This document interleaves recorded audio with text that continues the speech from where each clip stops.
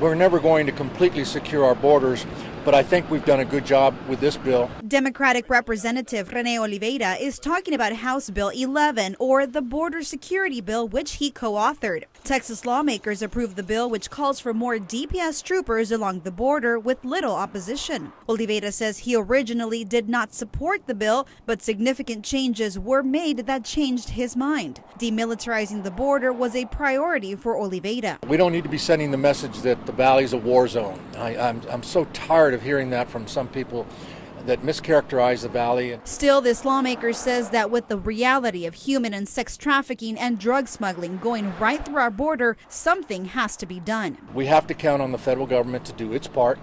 But we're doing our part now. The House is asking for $500 million in funding. That would pay for the hiring of an additional 250 DPS troopers, cameras, a transitional command center in Hidalgo County, and southbound checkpoints to help deter the crossing of high-powered weapons into Mexico. Oliveira tells Action 4 News that not all Valley lawmakers favored this bill. They feel that the DPS has been intrusive.